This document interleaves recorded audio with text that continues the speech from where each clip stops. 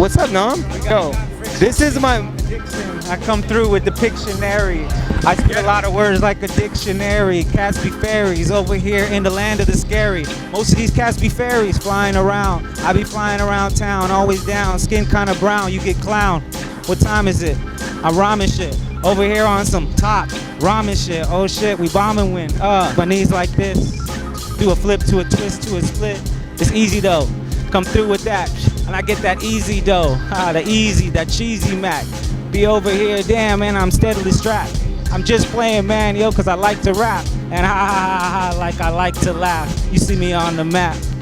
And it's just like that. Get the Bozak and get cracked. Get crossed out with the black. Vietnam over here. Friction in the back. Yeah. yo, you guys are a treat. We're gonna dub that over your sets, bro. All right, so here let's get up in the mix. We're in Breakstreet, you know what I'm saying? Ain't got nothing on Nam. Straight up. Yo, you're one of the nastiest people ever, dog. In the world. Like ever. If it wasn't for you, I don't think all of us would be as good as we are. Like you kinda made us like think. Remember when we went to Knott's Berry Farm and like you just ran out to the cypher? And those flares you did kind of inspired me to like keep breaking. Like wow, Nam, you're really nasty. Mad props. So this is my man Vietnam. You just got a treat with him rapping. Introduce yourself, how long you been breaking, and what crew you repping? Yo, this is BBoy Vietnam repping right here, you know what I'm saying? Rock Force crew, 30 years. But just right here with Friction in LA right here, just doing the damn thing, checking out Red Bull BC1 LA, and just, you guys should be here too. And so, it's called Breakstreet. So the first question, what movie did you see first, Breaking or Beat Street? I think I saw Beat Street first. And how long ago did you see Breaking Up? Maybe like a couple months after or something. And who showed it to you? It was on TV. No, it was on TV?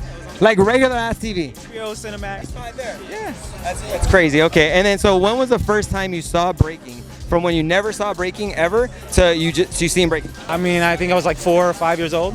Where was it? In the Philippines. In the Philippines? Where?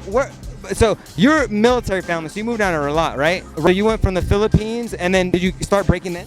A little bit. Okay, got it. What year did you kind of start getting into to breaking, and who was some of the people who kind of mentored you into the dance? Oh well, when I got around the real hip hop heads was probably like I'll say 91, 92.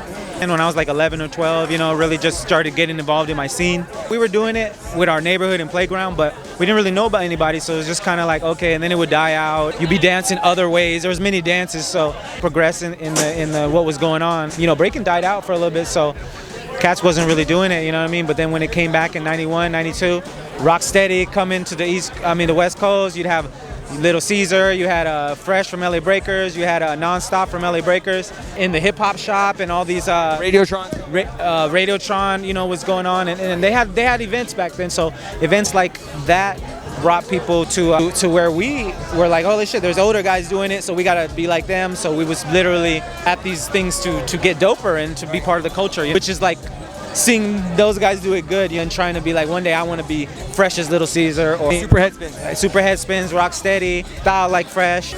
We wanted it all. That's dope. Okay, what's your opinion kind of on the scene right now? The scene is going how it's going to progress.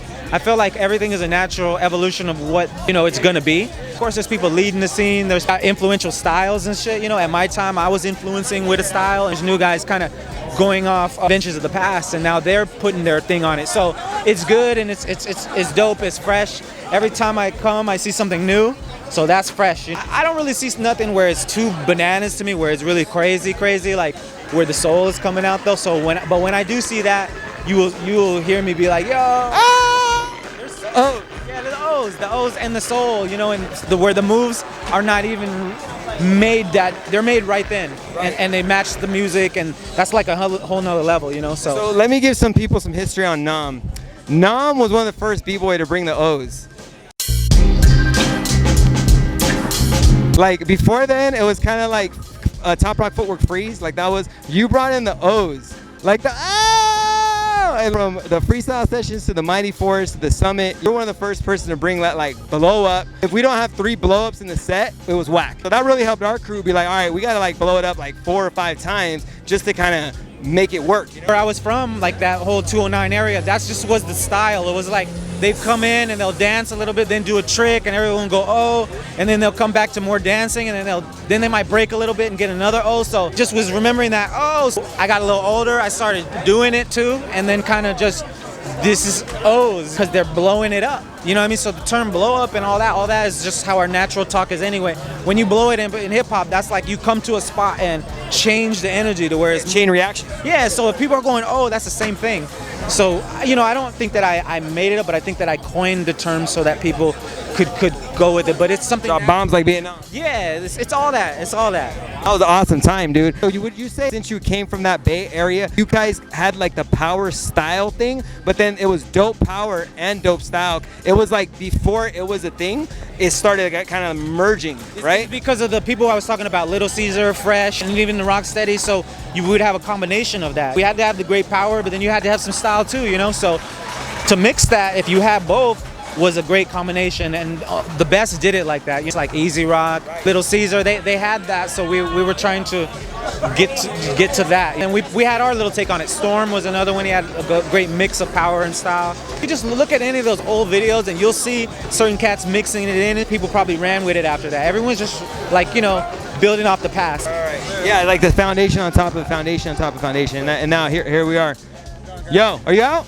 All right, holler at me. So now we're going to the Olympics. Stuff is cracking. Stuff's popping all over the world. It's a much different scene than we definitely started in. So what is your advice to dancers in 20 years just coming in the scene? I think just really try to have fun with it, and then when you start to get to where you're a product, you got to get your managers, your representation, and then just do it professional, you know?